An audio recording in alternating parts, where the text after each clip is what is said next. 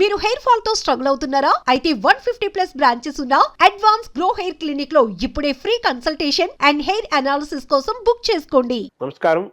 మనతో పాటు డాక్టర్ ఆళ్ల శ్రీనివాసరెడ్డి గారు ఉన్నారు.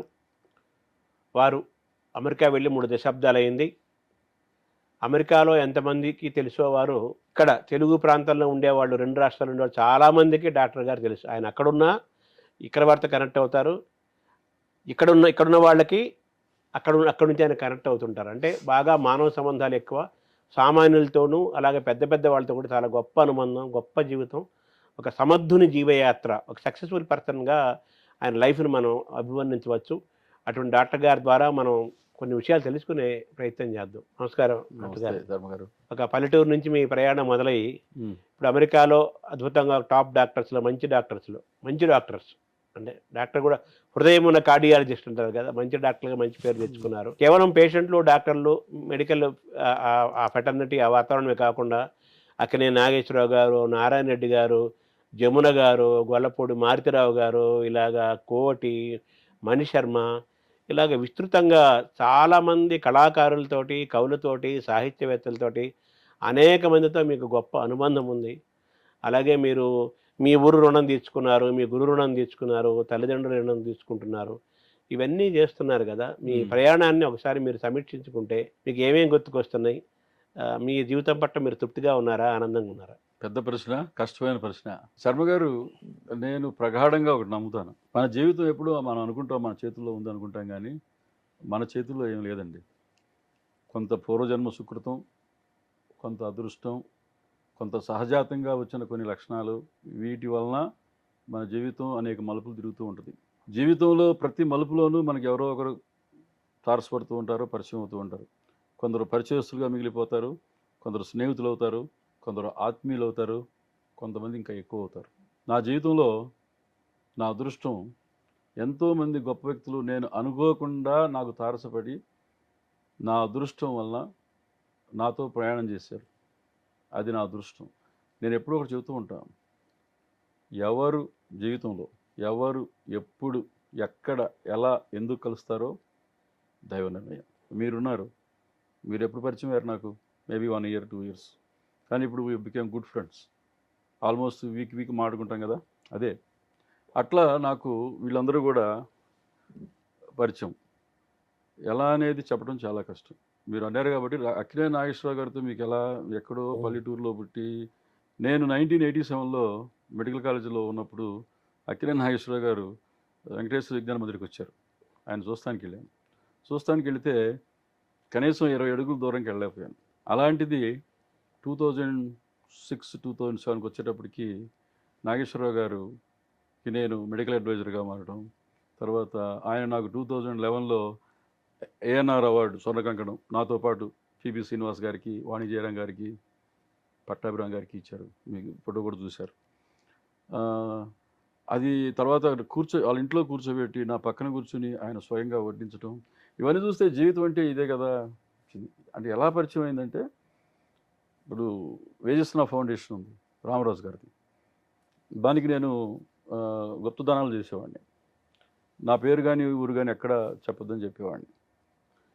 దానికి ఆయన బోర్డ్ ఆఫ్ డైరెక్టర్స్ నాగేశ్వరరావు గారు, నారాయణ రెడ్డి గారు, వాళ్ళు అడిగారంట ఎవరు అని. వాళ్ళకి ఏదో నచ్చింది, నాకు లంచ్ పెట్టారు. ఒకరోజు పరిచయం అయ్యారు. నారాయణ రెడ్డి గారు, సుబ్రహ్మరెడ్డి గారు, నాగేశ్వర అందరూ ఉన్నారు. నాకు ఒకసారి పరిచయం అయిన తర్వాత, ఒక మనిషితో పరిచయం అయిన తర్వాత ఏ క్యారెక్టరు మనని వాళ్ళతో పాటు ప్రయాణింపజేస్తుంది? అంత ఈజీ కాదు కదా. ఒకటేమో సహజాతంగా వచ్చిన నా పర్సనాలిటీ కావచ్చు, నా అదృష్టం కావచ్చు, లేకపోతే పూర్వజన్మలో మాకేమన్నా పరిచయం కావచ్చు, ఏదన్నా కావచ్చు, నా యాటిట్యూడు, వీటన్నిటితో నాకు క్లోజ్ అయిపోయారు. క్లోజ్ అయిన తర్వాత ఇద్దరు క్లోజ్ అయ్యారుగా, నాగేశ్వరరావు గారు, నారాయణ రెడ్డి గారు ఇద్దరు క్లోజ్ అయ్యారు. తర్వాత నాగేశ్వరరావు గారు డాలస్ వచ్చినప్పుడు మా ఇంట్లోనే ఉండేవారు, మా క్లినిక్లోనే టెస్టులు చేయించుకునేవారు. తర్వాత నాకు ఎన్కన్వెన్షన్లో కూడా నాకు సన్మానం చేశారు. ఆయన సన్మానం చేసిన తర్వాత ఒక అవార్డు ఇచ్చి చాలామంది సినీ ప్రముఖులు, ఇక నేను మెడికల్ అడ్వైజర్ని అయ్యాను. పేర్లు చెప్పడం నాకు ఇష్టం లేదు, చాలామంది అయ్యారు. నారాయణ రెడ్డి గారు ఏంటంటే, నారాయణ రెడ్డి గారు ప్రతి జన్మదినోత్సవానికి ఆయన సన్మానం ఒప్పుకోరు. ఆయన ఒక కవితా సంపుటి 2006లో నేను అడిగాను, నాకు కూడా అవకాశం ఇవ్వచ్చు కదా అని. అలాగే కానివ్వండి అన్నారు. చేశాను. అది సమూహం వైపు అని ఒక కవితా సంపుటి రవీంద్ర భారతిలో నేను ప్రథమ ప్రతిని అందుకున్నాను. నెక్స్ట్ ఇయర్ అడిగాను, ప్రతి సంవత్సరం ఎవరో ఎందుకు, నేనే చేస్తాను ఎవరి ఇయర్ అంటే, అలాగే కానివ్వండి అన్నాడు. ఆయన బ్రతుకున్నంత కాలం నా రణం మరణం వైపు ఆయన చెప్తూ, నేను అన్నాను, సార్ మీరు చాలా పాజిటివ్గా మాట్లాడతారు కదా సావు గురించి, రాస్తూ రాస్తూ పోతాను సిరా ఇంకే వరకు, పోతూ పోతూ రాస్తాను పువ్వు వాడే వరకు, మరణం నన్ను వరించి వస్తే ఏమంటాను నేనేమంటాను, పాలు పట్టి జోలపాడి పడుకోమంటాను అన్నారు కదా. మరి అలాంటిది ఈ నా రణం మరణం పైన ఏంటి అంటే, వచ్చేస్తుంది బాబు అన్నారు. ఆయన అన్నారు, నేను రాయని రోజు నారాయణ రెడ్డి లేరు అన్నారు. ఆఖరి కవితా సంపుటి కలం అలిగింది. చూడండి ఆ కొరిలేషన్ ఎలా ఉందో. ఒకప్పుడు సమూహం వైపు నింగికిగిన చెట్లు, నా రణం మరణం వైపు కలం అలిగింది. కలం అలిగింది అది పబ్లిష్ అవ్వకముందే చనిపోయారు. పబ్లిష్ చేశారుగా మీరు తర్వాత పబ్లిష్ చేశారుగా? చేసి రవీంద్ర భారతిలో చేసాం. ఆయన పోయిన తర్వాత ఆయనకి నాకు ఉన్న అనుబంధంతో సినారే ఆళ్ళ స్వర్ణ కంకణం పెట్టి నలుగురికి ఇచ్చాము. ఇప్పటికి సిరివెన్నెల గారికి, ఆయన నా మిత్రుడే మీకు తెలుసు. తర్వాత రెండవది జమున గారికి, 3 మా మిత్రుడు కోటికి, 4 మన సుద్దాల అశోక్ తేజ్ గారికి. సో నాగేశ్వరరావు నుంచి మీరు ఏం నేర్చుకున్నారండి? నాగేశ్వరరావు గారి దగ్గర నుంచి చాలా నేర్చుకున్నాను. నాగేశ్వరరావు గారి దగ్గర నుంచి నేను ఏం నేర్చుకున్నానంటే, ఎక్కడ మాట్లాడటం ఆపాలి, డిప్లొమాటిక్గా ఎలా ఉండాలి, ఎంతవరకు మాట్లాడాలి. ఆయన మాట్లాడుతుంటే చూడండి, ఒక బ్యాలెన్స్ అవునా, ఎక్కడ ఒక్క లూజ్ వర్డ్ రాదు, పర్ఫెక్ట్. ఆయన చదువుకుంది 3వ క్లాసు 4వ క్లాసు, ఆయన ఇంగ్లీష్ ధారాళంగా మాట్లాడతారు, మరి చక్కని భాష మాట్లాడతారు. సో ఇవన్నీ ఇప్పుడు మన మంచి వాళ్ళ దగ్గర ఏం మాట్లాడాలి, ఎలా మాట్లాడాలి నేర్చుకుంటాం. చెడ్డవాళ్ళ దగ్గర ఏం మాట్లాడకూడదు నేర్చుకుంటాం. Dos and don'ts. విఘ్నుడు 2 నేర్చుకుంటాడు. నారాయణ రెడ్డి గారి నుంచి ఏం నేర్చుకున్నారు మీరు? నారాయణ రెడ్డి గారి దగ్గర నుంచి అసలు సభలో ఎలా మాట్లాడాలి, సభారంజకంగా ఎలా మాట్లాడాలి. ఆయన గురించి చెప్పేది ఉంది, మీకు తెలుసు కదా నారాయణ రెడ్డి గారు. ఎక్కడ సభలో ఉన్నా సరే ఎంత సభారంజకంగా మాట్లాడతారు. చక్కని తెలుగు భాష, ఆహార్యం, ఆయన దగ్గర నుంచి చాలా నేర్చుకున్నాను. ఆయన కూడా డిప్లొమాటిక్ కదా, మీకు తెలియదే ఉంది. తెలుగు జాతి మనది, నిండుగా వెలుగు జాతి మనది అంటే, అప్పుడు ఈ బైఫర్కేషన్ అప్పుడు ప్రాబ్లం ఊరికే అడిగితే ఏముంది, తెలుగు జాతి మనది, రెండుగా వెలుగు జాతి మనది అనేసరికి అన్నాడు. మరి ఆ డిప్లొమసీ ఎవరికి ఉంది చెప్పండి ఇప్పుడు వాళ్ళకి? అంత మాటల కూర్పు అమ్మో. ఆయన దగ్గర అది నేర్చుకున్నాం. అంటే మీరు మొదటి నుంచి సంపన్నమైన కుటుంబమా మీది? లేదండి, మేము బిలో మిడిల్ క్లాస్ అని చెప్పాలి యాక్చువల్గా. అక్కడి నుంచి మీరు అమెరికా దాకా వెళ్ళారు. ఇప్పుడు మీరు చారిటీ చేస్తున్నారు, ఎవరు చెప్పుకోరు కూడా చాలా. అవి చేయటం వల్ల బయటకు ఈరోజు టీవీలు పేపర్ల ద్వారా వార్తల ద్వారా మాకు తెలియటం తప్పితే, లేకపోతే ఆ కార్యక్రమం రావటం వల్ల తప్పితే మీరు చేసి చేయనివి తెలియనివి ఉన్నాయి, ఇలా వార్తల వల్ల తెలిసినవి ఉన్నాయి. అంటే నాకు బేసిక్ ఏంటంటే నాకు ఇష్టం ఉండదండి. ఇప్పుడు మీరు చూశారు, నా పేరు పెట్టుకోవడం కూడా నాకు ఇష్టం లేదు. అవును, గురువులు పేరు మీద నేను కట్టించాను మొన్న. అది ఐ ఫీల్ అంటే నా బాధ్యతగా నేను వీలవుతా అని చెప్తే అదేదో పెద్ద గొప్ప విషయం చేస్తానని చెప్పి నేను ఎప్పుడు అనుకోకూడదు కూడా. ఇప్పుడు తెలుగు రాష్ట్రాల్లో తెలుగు నేలపై తెలుగు గాలి పీల్చుకుంటూ తెలుగు ఆహారం తింటూ తెలుగు నేలపై ఉండి కూడా తెలుగును మర్చిపోయే పరిస్థితులు పెరుగుతున్న వాతావరణంలో ప్రస్తుతం తెలుగు రాష్ట్రాలు ఉన్నాయి. మీరు ఇంగ్లీష్ ప్రాంతంకి వెళ్ళి, ఇంగ్లీష్ దేశంకి వెళ్ళి 30 ఏళ్ళు దాటిపోయింది. ఇప్పటికీ కూడా ఇక్కడున్న వాళ్ళ తెలుగు కంటే మీలో తెలుగు నాట్ ఓన్లీ భాష, తెలుగు ఆహారము, పచ్చళ్ళు, పాటలు, సంగీతము, సామెతలు, శతకాలు, ఇవన్నీ మీరు మాట్లాడిన వాళ్ళకు తెలిసిన వాళ్ళకి తెలుస్తుంది. మీ తెలుగుదనాన్ని అంత ఇదిగా ఎలా కాపాడుకున్నారు? ఇంత తెలుగుదనం రావడానికి మీకు ఎవరు ప్రేరకులు? అంటే నేను సహజాతం అని చెప్తా. అంటే మా ఫ్యామిలీలో చదువుకున్న వాళ్ళు ఎవరు లేరు. మా అమ్మ నాన్న పెద్ద చదువుకున్న వాళ్ళు కాదు. నాకు టీచర్స్ అనే చెప్పాలి. నాకు మా Sarraju Venugopala Rao master 7th class, Sambasivarao గారు మొన్న మీరు చూశారు 79 మా హెడ్ మాస్టర్. ఇలా కొంతమంది టీచర్స్ వలన ఎప్పుడు నేను ఎదురు చెబుతుంటా, శిలారూపంలో ఉన్న నన్ను 2 శిల్పులు, ఇంకా ఎక్కువ శిల్పులు నన్ను ఒక శిల్పంలాగా మలిచారు, రాయిని శిల్పం చేశాను. దానితోడు అందరూ అడుగుతారు, నీకు ఎలా ఇవన్నీ ఇంట్రెస్ట్, పోతన అంటావు, శ్రీనాథుడు అంటావు, ఇవన్నీ అంటే సహజాతం. మీరు పాడతారు కూడా కదా. నేను అమెరికా వెళ్ళినా కానీ వీళ్ళందరూ నాతో పయనించారు, నాతోనే ఉంటారు. కాబట్టి ఇప్పుడు సంగీతం అనేది మనసుకు ఉల్లాసం కలిగిస్తుంది, సాహిత్యం అనేది మనిషిని ఆలోచింపజేస్తాం. మరి చిన్నప్పుడు చదువుకున్నాం, చదువు సంస్కారం, కానీ అప్పుడు అర్థం కాదంతా. చదువది భాస్కర శతకంలో మీకు తెలిసి పద్యం, చదువది ఎంత కలిగిన రసజ్ఞత ఇంచుక చాలకున్న ఆ చదువు నిరర్ధకం గుణసంయుతులెవ్వరు మెచ్చరెచ్చటం అదనుగా మంచి కూర నలపాకము చేసి అందు ఇంపదవుడు ఉప్పు లేక రుచిపుట్టక నేర్వదరయ్య భాస్కర. చదువుతో పాటు మీకు సంస్కారం లేకపోతే ఎవ్వరూ మెచ్చుకోరు.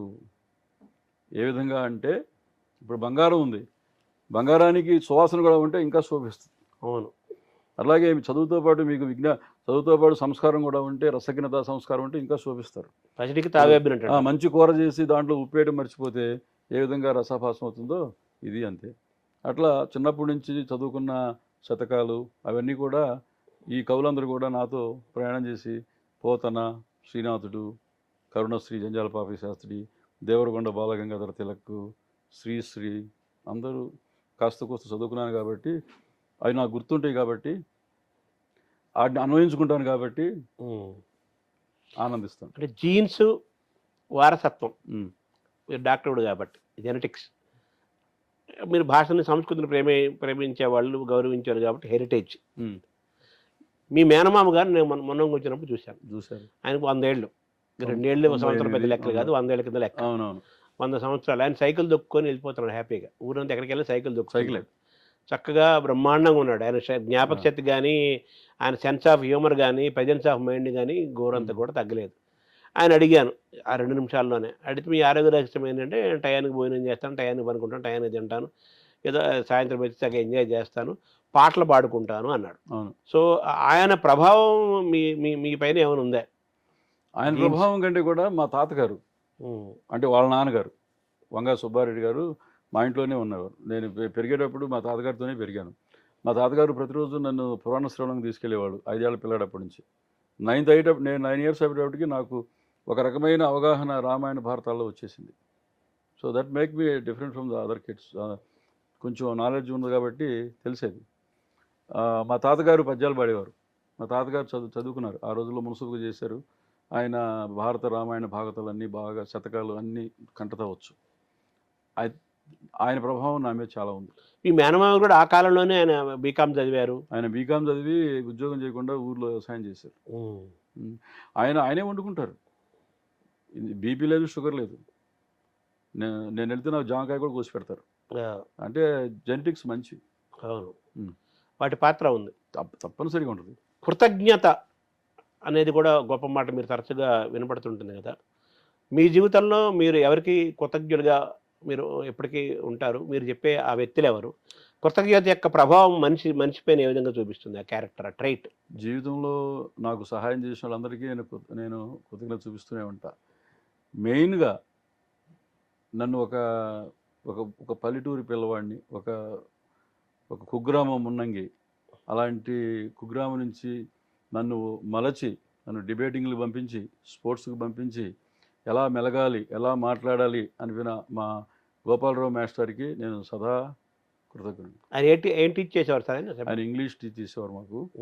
ఆయన నాకు 12 ఏళ్ల వయసులోనే నాకు దేవరకొండ బాలగంగాధర తిలక్ని పరిచయం చేశారు, రావిశాస్త్రిని పరిచయం చేశారు. అలాగే సాంబశివరావు మాస్టర్, మీరు కలిశారు మొన్న, ఆయనకి ఇప్పుడు 92 ఏళ్ళు. 1979లో మాకు హెడ్ మాస్టర్. మా ఊరు బిఫోర్ సాంబశివరావు గారు, ఆఫ్టర్ సాంబశివరావు గారు అని చెప్పుకోవచ్చు. చూశారు కదా ఎంతమంది. ఆయన 92 ఇయర్స్ 40 ఏళ్ల క్రితం చేసిన ఆయన వస్తుంటే ఒక హీరో వర్షిప్ ఉంది కదా ఇప్పటికి. ఆ ఊరు మారిపోయింది. ఊరు మారిపోయింది. అంటే ఒక టీచర్, మంచి టీచర్ ఉంటే ఒక సమాజమే మారిపోతుంది. మీరు పాడుకుంటుంటారు కదా బాగా పాటలు. మీకు బాగా ఇష్టమైన గాయకులు ఎవరు? మీకు ఇష్టమైన మంచి పాటలు ఏదన్నా ఒకటి 2 పాడండి, ఒక పాట.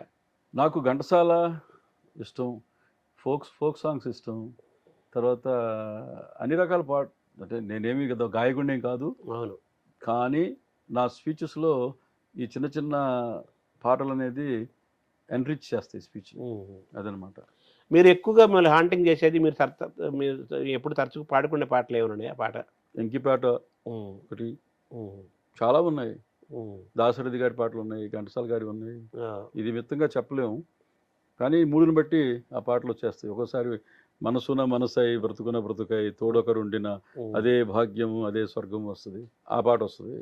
జయంబు నిశ్చయంబురా భయంబు లేదురా, జయంబు నిశ్చయంబురా భయంబు లేదురా, జంకు గొంకు లేక ముందు సాగి పొమ్మురా సాగి పొమ్మురా. దాంట్లో గాఢాంధకారమలుముకున్న భీతి చెందకు, పవిత్రమైన ఆశయాలు వమ్ము చేయకు అంటారు.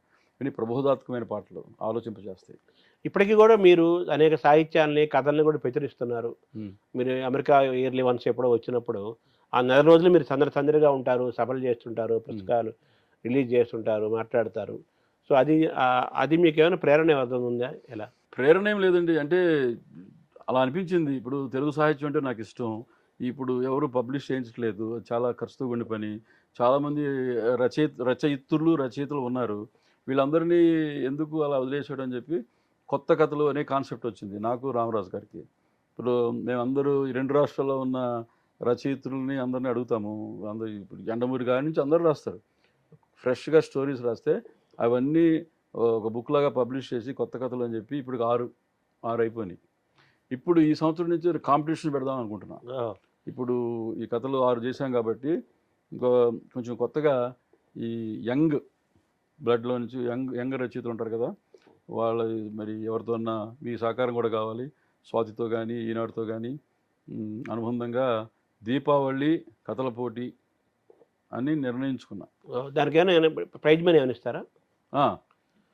1,50,000 25,000 ఫస్ట్ సెకండ్ థర్డ్, కన్సోలేషన్ ఒక 10. త్వరలో చేయాలని ఆలోచనతో దీపావళికి అనుకుంటున్నాం. మీ సహకారం తప్పకుండా కావాలి. తప్పనిసరిగా చేస్తాం. మీడియాలో నాకున్న అనుబంధం అంటే ఈ విధంగా ఏంటంటే నాకు ఉన్న తెలుగు భాష మీద అభిమానంతో ఏదో నా వంతు కొంచెం ప్రోత్సహించినట్టుగా ఉంటే నాకు సాటిస్ఫాక్షన్ అనమాట. తర్వాత చాలామంది అది సాఫ్ట్వేర్ అయినా లేకపోతే జర్నలిస్ట్ అయినా డాక్టర్ అయినా బిజినెస్ మ్యాన్ అయినా ఎవరైనా సరే, మీరు బిజీ డాక్టర్, వాళ్ళ పర్సనల్ లైఫ్ని, పర్సనల్ ఆనందాన్ని, ప్రొఫెషన్ని, సమాజాన్ని ఎలా బ్యాలెన్స్ చేసుకోవాలి, మీరు ఎలా బ్యాలెన్స్ చేసుకుంటున్నారు? అలాగే డేని హ్యాపీగా ఎలా గడపాలి, మీరు ఎలా గడుపుతారు? నిద్ర లేచి నుండి పరుగుండేంత వరకు. మార్నింగ్ 5 లేస్తానండి. 5 లేచి ఏదన్నా మెసేజ్లు ఉంటే చూస్తాను. ఒక్కోసారి ఎక్సర్సైజ్ చేస్తాను మార్నింగ్ టైం ఉంటే. నేను మామూలుగా 7కి అట్లా స్టార్ట్ అవుతున్నా వరకు, 7 to 5, 6 to 7 ఉంటుంది. ఇంటికి వచ్చి మళ్ళీ ఎక్సర్సైజ్కి వెళ్తానికి ట్రై చేస్తాను 5 సార్లు. నాకు ఇప్పుడు 61. మరి నేను ప్రతిరోజు పేషెంట్లకి నువ్వు బరువు తగ్గాలి ఇది కూడా చెప్పాలి కదా, నేను కూడా మెయింటైన్ చేయాలి కదా ఫస్ట్. అందుకని నేను కూడా మెయింటైన్ చేస్తానికి తప్పనిసరిగా ఎక్సర్సైజ్ చేస్తాను. ఒకప్పుడు యోగా చేసేవాడిని, మీకు చూపించాను ఫోటోలు. అప్పుడు మిడిల్ క్లాస్ ఉన్నప్పుడు యోగా కమర్షియల్, యోగాతో పాటు ఫిట్నెస్ మొత్తం బాడీ బిల్డింగ్ కూడా ఉంది. యోగా కమర్షియల్ కాకముందు నేను యోగా చేసేవాడిని. ఇప్పుడు అంతా కమర్షియల్ అయిపోయింది. తర్వాత బాడీ బిల్డింగ్ అది చేసేవాడిని. సో అన్నిటికంటే ముఖ్యం భార్య సహకారం కావాలండి. మంచి భార్య ఉంది, నన్ను నేను చేసే పనులన్నీ చేయనిస్తుంది. నాకు అడ్డు రాదు. నేను ఇండియా వస్తానంటే నాతో నేను కూడా వస్తాను, కూర్చోదు, నువ్వు ఎంజాయ్ చేసుకోపోండి. ఈ సంగీత సాహిత్యాలు మీ డే లైఫ్లో మీ డేని ఆనందంగా, అంటే నేను ఎందుకు అడుగుతున్నానంటే ఈ ఫ్యామిలీని, పర్సనల్ ప్రొఫెషన్ని బ్యాలెన్స్ చేసుకుంటూ సక్సెస్ అవుతూ లైమ్ లైట్లో ఉంటూ మేనేజ్మెంట్ హ్యాపీగా ఉండటం, సక్సెస్ఫుల్గా ఉండటం. ఐ ట్రై టు, నేను 24 గంటలు ఒకే విధంగా ఉండడానికి ట్రై చేస్తాను. 1, 2 ఇందా మీరు చెప్పినట్టుగా పాజిటివ్గా ఉండడానికి ట్రై చేస్తాం, ఆప్టిమిస్టిక్ ఉండడానికి ట్రై చేస్తాను. నా అదృష్టం ఏంటంటే నా భార్య నా ఏటికి అడ్డు రాదు. నేను డొనేషన్లు చేస్తున్నా, ఏం చేస్తున్నా ఏమనదు. కొంతమంది ఇంట్లో గోల చేస్తారు. నేను ఇప్పుడు మెడికల్ కాలేజీకి 50 లక్షలు ఇస్తున్నాను అనుకోండి, లేకపోతే మా టీచర్ పేరు మీద కట్టించాను, మొన్న 2 టీచర్ పేరు మీద కట్టించాను, మీరు వచ్చారు. కొందరు మరి ఒప్పుకోపోవచ్చు, కానీ నాకు అడ్డు రారు. నేను చేసేది నేను చేస్తుంటా. ఎన్నోసార్లు ఇండియా వచ్చినప్పుడు ఎందుకు వెళ్తున్నావు ఇవన్నీ అడగరు. సో నా స్పేస్ నాకు ఉంటుంది, అది అదృష్టం అది. సో ఇంటిలో పోరు లేదు కాబట్టి అది ఒక హాయి. అవును, ఎప్పుడే కదా ఇంటిలోని పోరు ఇంతంత కాదా అన్నాడు కదా. చెప్పండి, పూర్తి పద్యం చెప్పండి. అవును, మీ ద్వారా చెప్పిద్దాం. అది 4 భరించడాన్ని ఉంటే, చెప్పులోని రాయి, చెవిలోని జోరీగా, కంటిలోని నలుసు కాలిముళ్ళు, ఇంటిలోని పోరు ఇంతింత కాదయా విశ్వధావిరా, ఆ రోజుల్లోనే చెప్పాడు వేమన గారు. ఇవన్నీ భరించలేని విషయాలు. మీకు చెప్పులు రాయుంటే తీసిందాక నిద్రపట్టదు. అట్లాగే కంట్లో కాల్లో ముళ్ళు, కంట్లో నలుసు. ఇక ఇంట్లో పోరు, ఇంటికి వెళ్ళిన దగ్గర నుంచి రోజు రంపక ఉందనుకోండి, ఇంకా వాడేం చేస్తాడు? అవునా? తర్వాత ఇంకొకటి డాక్టర్ గారు, ఉమ్, మిమ్మల్ని అబ్జర్వేషన్లో ఉమ్, మీరు పేషెంట్లు ట్రీట్ చేసే విధానము, అలాగే పేషెంట్లు మీ దగ్గరికి వచ్చిన తర్వాత వాళ్ళు కేరింతలు కొడుతూ పాటలు పాడుతూ అలా కనిపిస్తుంటారు. అలాగే మీరు 90 ఏళ్ళు 100 ఏళ్ళ వాళ్ళతో కూడా రిలేషన్ మెయింటైన్ చేస్తుంటారు ఆఫ్టర్ సర్జరీ కానీ ఆఫ్టర్ ట్రీట్మెంట్. ఉమ్. సో అదేంటి, what is your art of treating మీకు విత్ మనం చూపించాను కదా, స్టెంట్ పెట్టిన వెంబడే పాడమంటే పాడేస్తారు మా పేషెంట్లు. మీకు వీడియో చూపించాను. అదేవిధంగా ప్రతి పేషెంట్ని నేను నా ఫ్యామిలీ మెంబర్ లాగానే చూస్తాను. సో దానివల్ల నాకు పేషెంట్స్తో మంచి రిలేషన్షిప్ ఉంది. నాకు ఉన్న అందరూ 5,000 పేషెంట్ల దగ్గర నా ఫోన్ నెంబర్ ఉంటుంది. నేను ఇప్పుడు అమెరికా వచ్చి కూడా వాళ్ళతో కాంటాక్ట్, వాళ్ళకి అవసరం అయితే నేను కాల్ చేసి మాట్లాడుతున్నాను. 5,000 మంది. సో వాళ్ళు మీరు డ్యాన్స్లు వేస్తుంటారు, పాటలు పాడుతుంటారు, స్టంట్లు వేస్తారు, వాళ్ళు మరి ఎగురుతుంటారు వాళ్ళు. అంటే ఇట్స్ డిఫరెంట్. ఇప్పుడు నాతో బాగా క్లోజ్ కాబట్టి నాకు 25 ఏళ్ళ నుంచి కొన్ని ఫ్యామిలీస్ ఉంటారు. ఒక్కొక్క ఫ్యామిలీలో 12 మంది పేషెంట్లు అట్లా ఉంటారు. సో వాళ్ళు వచ్చినప్పుడు వాడు జాన్ వచ్చి వాడు జేమ్స్ గారి గురించి అడుగుతాడు, జేమ్స్ వచ్చి ఇంకో గురించి మేరీ గురించి అడుగుతాడు. సో మాది ఫ్యామిలీ ఇలాగ ఉంటుంది అనమాట. ఇప్పుడు in spite of all the corporate mentalities ఉన్నప్పటికీ కూడా నువ్వు ప్రేమగా చూసుకున్నప్పుడు నీకు వాల్యూ ఇస్తారు. ఒక లైన్ దాటిన తర్వాత వాళ్ళు నువ్వు ఇండియనా, బ్లాకా, బ్రౌనా అని చూడరు. డాక్టర్ ఈజ్ గుడ్ డాక్టర్ మనిషి అంతే. మీకేం ఎటువంటి ప్రెజర్స్ ఉండవా, టెన్షన్లు, ఒత్తిడి ఉండవా? నీ పని నువ్వు చూసుకుంటున్నావు, నీ పని నువ్వు లవ్ చేస్తున్నావు, ఇంకేముంటాయి చెప్పండి. చిన్న చిన్నవి ఎక్కడైనా ఉంటే, ఇందాక మీకు ఏం చెప్పాను, you got to know how to handle it. అది తెలియాలి ఫస్ట్. అంతే. మీ భవిష్యత్తు ప్రాజెక్టులు ఏమైనా పెద్ద ఏమైనా ఉన్నాయి చేయాలని ఏమీ సంకల్పం లేవండి. కానీ? నేను అంత ఆలోచించను. నేను ఆలోచించేది ఈ క్షణమే. To the moment, living in the ఎక్కువ మంది ఏం చేస్తారంటే, మానవ సహజం, ఫ్యూచర్ గురించి బాధపడతారు, పాస్ట్ గురించి రిగ్రెట్ అవుతారు. అయ్యో అది చేయాల్సింది, ఇది చేయాల్సింది. గతాన్ని తలుచుకొని బాధపడటం. గతము తలచే వగచే కన్నా అంటారు చూసా, అది కాదు ఇక్కడ. గతాన్ని తలుచుకుని రిగ్రెట్ అవుతారు. నేను ఆ ల్యాండ్ కొనాల్సింది, ఇది చేయాల్సింది, అది చేయాల్సింది. కొనలేదుగా, కొన ఎందుకు నీకు బాధ? అయిపోయింది. తర్వాత 1 yearలో ఏమవుతుంది? 1 yearలో నీ చేతిలో కంట్రోల్, నీకు వాట్ యు హ్యావ్, నీ చేతిలో ఉందేంటి? ఈ రోజు నువ్వు మంచుకున్నావు అనుకో, భవిష్యత్తు బాగుంటుంది. భవిష్యత్తు బాగుందనుకో, గతం బాగుంటుంది, పాస్ట్ బాగుంటుంది. స్టూడెంట్స్ కానీ అంతే కదా. నువ్వు ఈరోజు చదువుకున్నావు అనుకో, నీకు మంచి మార్కులు వస్తాయి. That is your future. Future will be good. నీ భవిష్యత్తు బాగుంటుంది. నీ భవిష్యత్తు బాగుందనుకో, నువ్వు సాధించావు, ఏ మెడిసిన్, ఇంజనీరింగ్, IAS ఏదైనా, నీ గతం బాగుంటుంది. వెనక్కి తిరిగి చూసుకుంటే ఇవన్నీ నీ వర్తమానానికి నువ్వు. అందుకనే time management is very important for students. ఈ టైం మేనేజ్మెంట్ చేసుకున్నవాడు బాధపడాల్సిన పని లేదు. నువ్వు సక్రమంగా అందరికి ఇచ్చేది 24 గంటలే కదా. ఈ 24 గంటల్లో నువ్వు ఎంత ఉపయోగించావు, ఎంత స్క్రీన్ టైం. నేను అడిగాను హై స్కూల్లో, మీ స్క్రీన్ టైం ఎంతమ్మా అని. అందరూ నవ్వుతున్నారు. ప్రతి ఒక్కరికి 4-5 hours ఉందంట. సో అవన్నీ కట్ చేసుకోవాలి. నీకు ఇచ్చిన టైంని నువ్వు సద్వినియోగపరుచుకుంటే నీ భవిష్యత్తు బాగుంటుంది. భవిష్యత్తు బాగుంటే పాస్ట్ బాగుంటుంది. ఇప్పుడు స్క్రీన్ టైం అనేది చాలా ఇంపార్టెంట్ అయింది హెల్త్కి, అన్నిటికీ కూడా. అంటే ఇప్పుడు మా అప్పుడు, బహుశా మీ అప్పుడు, మీరు మాకంటే చిన్నవాళ్ళు అనుకుంటున్నాను, మాకు స్క్రీన్ లేదు కదా అసలు. స్క్రీన్ అంటే సినిమా థియేటర్, రేడియో కూడా లేదు మాకు. అవును. మేము పెరిగేటప్పుడు మున్నంగిలో రేడియో కూడా లేదు, ఫ్యాన్ లేదు, ఇవన్నీ అన్హర్డ్. మీరు జీవితం బట్టి తృప్తిగా ఉన్నారా? తృప్తిగానే ఉన్నానని చెప్పుకోవాలి. తృప్తిగానే ఉన్నాను. ఇంకెందుకంటే ఏం కావాలి నాకు?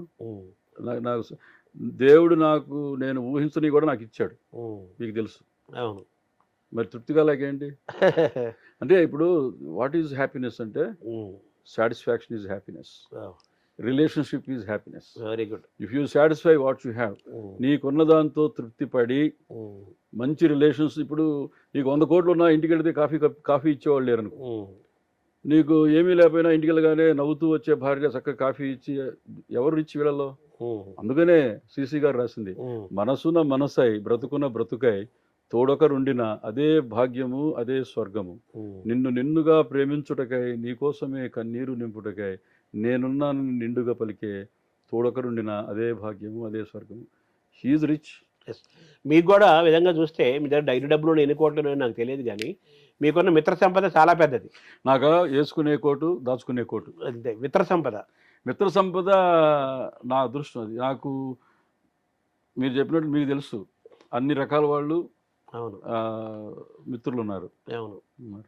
సో అది కూడా మిత్ర సంపద కూడా మనకు చాలా ముఖ్యం కదా. నేను మా జూనియర్లకు చెప్పే సలహాలు ఇదొకటి, నెవర్ నెగ్లెక్ట్ సోషల్ గ్రోత్. అర్థమైందా? అవును, మంచి సోషల్ point గ్రోత్ కదా. అది కదా. ఫైనాన్షియల్ గ్రోత్ ఉంటుంది కొంతమందిలో. వాడు ఇంకా బయటికి చూడకుండా మూట కట్టి 70 ఏళ్ళు వస్తాయి, 200 కోట్లు ఉంటాయి. తినాలన్న తినలేడు, చేయాలని చేయలేడు, ఇంకేం చేసుకుంటాడు. అవును. కాబట్టి you should grow parallel. So both financial growth, social growth రెండు కూడా ప్యారలల్గా పోవాలి. నువ్వు 35 ఇయర్స్ అప్పుడు మొదలు పెట్టావు అనుకో, నీ స్థాయిలో నువ్వు ఎంతో కొంత దానం చేయి, జనాలతో మంచిగా ఉండు, సోషల్గా ఉండు. సో నువ్వు 60 ఏళ్ళు వచ్చేటప్పటికి నీకంటూ ఒక ఇమేజ్, ఒక స్టేచరు, ఒక స్టేజ్ వస్తుంది. అంతే కదా. అదే ఇది nothing but physical health, mental health and social health. నేను చాలా మంది చూశాను శర్మ గారు, 100 కోట్లు ఉన్నారు నా మిత్రులు కొంతమంది, మా సీనియర్స్. వాళ్ళు అంటారు ఎవరు పట్టించుకోవట్లేదు అంటారు. వాళ్ళు ఏమీ చేయకుండా 70 ఏళ్ళు వచ్చి కొన్ని 100 కోట్ల ఆస్తులు ఉన్నాయి, బయటకు వస్తే ఎవరు పట్టించుకోరు, వాళ్ళకి ఏం చేయాలో తెలియదు. ఆ ఏజ్ సోషల్గా గ్రోత్ ఉండదు ఇంకా. అంతే కదా. సో సోషల్ గ్రోత్ అనేది చాలా సరైన సోషల్ గ్రోత్. తర్వాత మీరు మిమిక్రీ కళ ఉందా? మీరు పాడుతుంటే ఒకసారి ఏం రాజు అలా కనిపిస్తుంది, పిబి శ్రీనివాస్ లాగా అనిపిస్తుంటుంది. మిమిక్రీ కళ నాకేం లేదండి అంటారు. నా గాత్ర ధర్మాన్ని బట్టి చాలా మంది అంటారు. నాకు చాలా మంది అన్నారు. I don't think it is true, but అవును కొంత అది మీద ఒక పాట ఉంటుంది కదా, అది కళ, అది ఉంటుంది కదా, ఆనాటి చెలిమి ఒక అది ఒకసారి. ఆనాటి చెలిమి ఒక కళ, కళ కాదు నిజము ఈ కథ. ఆనాటి చెలిమి ఒక కళ, కళ కాదు నిజము ఈ కథ. మనసులోని మమతలన్నీ మరచిపోవటమెలా. ఆనాటి చెలిమి ఒక కళ. మనసనేదే లేని నాడు మనిషికేది వెల. మనసనేదే లేని నాడు మనిషికేది వెల. మమతనేదే లేని నాడు మనసు కాదది శిల. ఆనాటి చెలిమి ఒక కళ, కళ కాదు నిజము ఈ కథ. చందమామే లేని నాడు లేదులే వెన్నెల. చందమామే లేని నాడు లేదులే వెన్నెల. ప్రేమనేదే లేని నాడు బ్రతుకులే వెలవెల. ప్రేమనేదే లేని నాడు బ్రతుకులే వెలవెల. ఆనాటి చెలిమి ఒక కళ, కళ కాదు నిజము ఈ కథ. మనసులోని మమతలన్నీ మరచిపోవటమెలా, మరచిపోవటమెలా.